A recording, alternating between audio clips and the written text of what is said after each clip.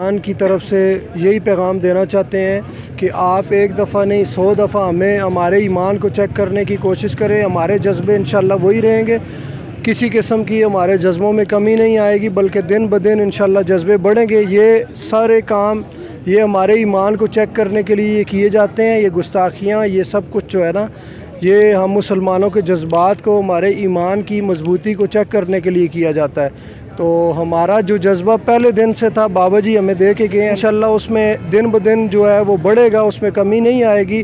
और इंशाल्लाह हमारा एक ही नारा है कि जो गुस्ताख नबी की एक सज़ा सर तन से जुदा, सर तन से जुदा। तो ये प्यारा कलाम पाक हमारे प्यारे आका अलैहिस्सलातु वस्सलाम की ज़ुबान से जारी हुआ है तो हम तक पहुँचा है। तो अगर इस कलाम पाक की बेहुरमती होगी, अल्लाह और रसूल की बेहुरमती होगी या गुस्ताखी होगी, तो इंशाल्लाह उसके लिए किसी किस्म की कोई नरमी नहीं होगी।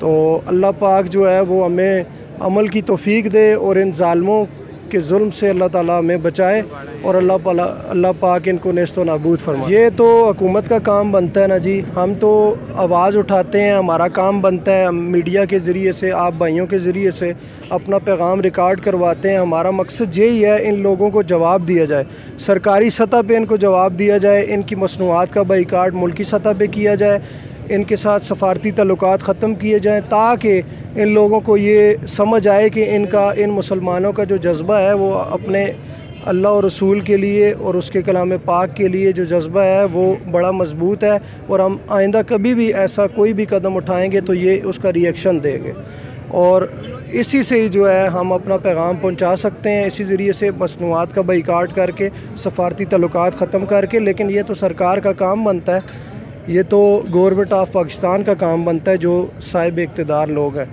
तो हम तो, हमारा काम तो यही है कि एहतजाज के ज़रिए अपनी आवाज़ उठाना, बुलंद करना और आला सतह तक पहुँचाना। शुक्रिया।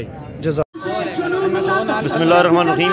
आज जो एहतियाजी रैली है ये स्वीडन में होने वाली उस गुस्ताखी के ख़िलाफ़ है जो गुस्ताखी स्वीडन के उन आलमी दरिंदों ने और 1.25 अरब मुसलमानों की जो उन्होंने दिल मजरूह किए हैं और कुरान मजीद के उन्होंने जो तौहीन की है, उस कुरान मजीद की तौहीन के ख़िलाफ़ आज पूरे पाकिस्तान में MSO पाकिस्तान के नाज़िम आला ब्रदर सरदार मदर साहब के हुक्म पे, उनकी हिदायत पे पूरे पाकिस्तान में एहतियाजी रैलियाँ निकल रही हैं। जिसकी एक मिसाल आज आपने देखी है, हरीपुर के अंदर भी अल्हम्दुलिल्लाह शेरावाला गेट से सिद्दीक़ अकबर चौक तक इस रैली का जो एहतमाम किया गया था, उसमें मुख्तलिफ़ जमातों ने मिल के MSO ने उनके साथ अल्हम्दुलिल्लाह कोऑपरेट किया, उनके साथ तावन किया और पूरे पाकिस्तान की तरह हरीपुर में भी ये एहतियाजी रैली निकल के आ रही है। जमातों ने मिलकर ये जो है, ये मुख्तलिफ़ जमातें हैं। देखें, चूँकि कुरान मजीद तो हम सब का है, कुरान मजीद के टॉपिक भी हम सब एक हैं, वो देवबंदी मसलक के भी हैं, बरेली मसलक के भी हैं, हदीस मसलक के भी हैं। सब हज़रात ने मिल के अल्हम्दुलिल्लाह रैली निकाली है। लेकिन इसमें जो बड़े नाम है, देखो उसमें तो सीधी सी बात है, पाकिस्तान के हुक्मरान, चूँकि पाकिस्तान एक एटमी पावर है और पूरी दुनिया की पहली इस्लामी एटमी पावर है, हम तो यही पाकिस्तान के जो हुक्मरान हैं उनसे ये दरख्वास्त है, उनसे ये इल्तिजा है कि मेहरबानी करके अब आलमी तौर पर प्रेशर डालें हुकूमतों के और OIC का इजलास बुलाएँ और बाकायदा स्वीडन के साथ उस वक्त तक सफारती ताल्लुकात का बाइकाट होना चाहिए जब तक वो इस पर माफ़ी नहीं मानता। और गुस्ताखी करने वालों की दुनिया के अंदर गैरतमंद हुक्मरान होते थे तो वो जो भी ऐसी गुस्ताखी करता था उस पर एक्शन लिया जाता था। आज भी हमारा यही एक टारगेट है और यही पॉइंट है कि जिस वक्त पूरी दुनिया के अंदर ऐसे हुक्मरान, हमारे मुसलमान हुक्मरान बनेंगे जो हुक्मरान इस्लाम के ख़िलाफ़ होने वाली है, नबी इस्लाम के ख़िलाफ़ होने वाली, कुरान मजीद के ख़िलाफ़ होने वाली जो ऐसी गुस्ताखी है, इस खिलाफ सख्त से सख्त एक्शन होना चाहिए। इज़हार आज़ादी राय बहुत अच्छी बात है, लेकिन इज़हार आज़ादी राय के लिए सिर्फ नबी इस्लाम रह गए, इज़हार आज़ादी राय के लिए क्या कुरान मजीद या साहबा बैत रह गए। जिसने भी इज़हार राय करनी है, इज़हार आज़ादी राय की भी एक लिमिट होती है। आप किसी शख्स की भी, किसी भी जो एक बहुत बड़ा तबका है मुसलमान पूरी दुनिया में सेकंड पावर में इस वक्त जा रहे हैं, तो मुसलमानों के जो शायर हैं, जो उन मुसलमानों के लिए मुक़द्दसात हैं, उनकी तौहीन करना ये कोई आज़ादी राय नहीं है। उस पर हम यही कहेंगे कि इस जो MSO पाकिस्तान की तरफ से चूँकि मरकज़ की पॉलिसी है, उसके तहत आज जो सफारतखाना है स्वीडन का उस तरफ भी रुख है और बहुत सारे काफ़िले उस तरफ भी जा रहे हैं। लेकिन चूँकि पाकिस्तान के हमने लॉ एंड ऑर्डर को भी देखना है, पाकिस्तान के अंदर हमने फितना फसाद नहीं करना। पाकिस्तान हमारा मुल्क है, पाकिस्तान हमारे लिए बमंज़िल मस्जिद है।